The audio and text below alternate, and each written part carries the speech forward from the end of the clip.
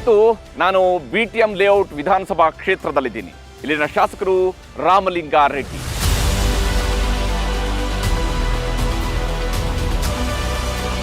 ಸಾವಿರದ 1989ರಿಂದ 2018ರವರೆಗೆ ಸತತ 7 ಬಾರಿ ಶಾಸಕರಾಗಿ ಆಯ್ಕೆಯಾಗಿರುವಂತಹ ರಾಮಲಿಂಗಾರೆಡ್ಡಿ ಅವರ ಗೆಲುವಿನ ಗುಟ್ಟೇನು?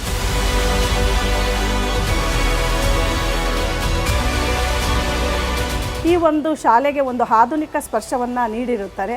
ಆಮೇಲೆ ಈ ಶಾಲೆಯಲ್ಲಿ ಎಲ್ಲ ಸೌಲಭ್ಯಗಳಿವೆ. ಯಾವುದೇ ಒಂದು ಹೈಟೆಕ್ ಶಾಲೆಗಿಂತ ಏನು ಕಮ್ಮಿ ಇಲ್ಲ ನಮ್ಮ ಶಾಲೆ.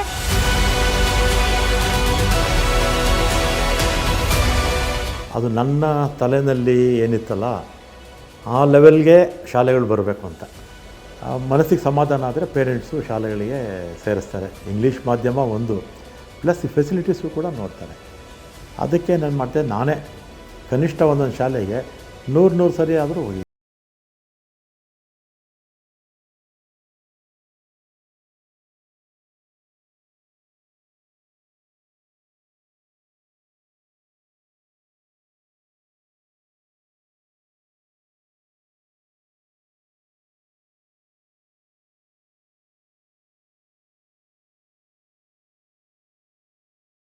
ಸಾಹೇಬರು ಫಸ್ಟ್ಲಾಗಿ ಜಯನಗರದಲ್ಲಿದ್ದರು.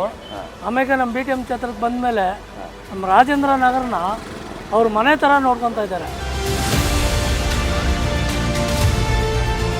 10-12 ವರ್ಷಗಳ ಹಿಂದೆ ಬೆಂಗಳೂರಿನಲ್ಲಿ ಬಹಳ ದೊಡ್ಡದಾದಂತಹ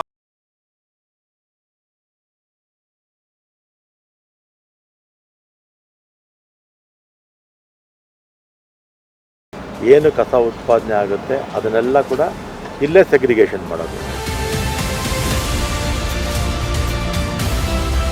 ಬಯೋಗ್ಯಾಸು ಅಂತೇಳಿ ಹಸೆ ಕಸ ಮನೆಯಿಂದ ಕಸ ತಂದು ನಾವಲ್ಲಿ 5 ಟನ್ನು ಡೈಲಿ ಪ್ರೊಸೆಸ್ ಮಾಡ್ತೀವಿ. ಅದರಿಂದ ಜನ್ರೇಟ್ರ್ ಓಡ್ತದೆ, ಅದರಿಂದ ಸ್ಟ್ರೀಟ್ ಲೈಟ್ ಆನ್ ಆಗುತ್ತೆ, ಅದರಿಂದ ಗ್ಯಾಸ್ ಕೂಡ ನಾವು ಹೊರಗಡೆ ಕೊಟ್ಟಿದ್ದೀವಿ.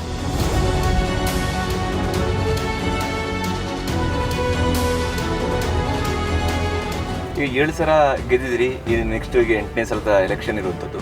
ಮುಖ್ಯಮಂತ್ರಿ ಆಗಬೇಕು ಅನ್ನೋದ್ರ ಬಗ್ಗೆ ಯಾವತ್ತು ಯೋಚನೆ ಬರಲಿಲ್ವ ನಿಮ್ಮಲ್ಲಿ?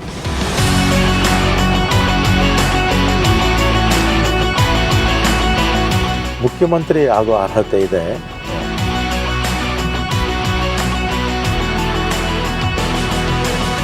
ಕಾಂಗ್ರೆಸ್ ಪಕ್ಷ ಅಧಿಕಾರಕ್ಕೆ ಬರಬೇಕು ಅನ್ನೋದು ಎಷ್ಟು ನನ್ನ ಆಸೆ. ಅದಕ್ಕೆ ಸಿದ್ದರಾಮಯ್ಯನವರು ಆಗ್ತಾರಾ, DK ಶಿವಕುಮಾರ್ ಆಗ್ತಾರಾ ಅನ್ನೋಂಥ ಪ್ರಶ್ನೆ ಯಾವತ್ತೂ ಕೂಡ ಇದೆ.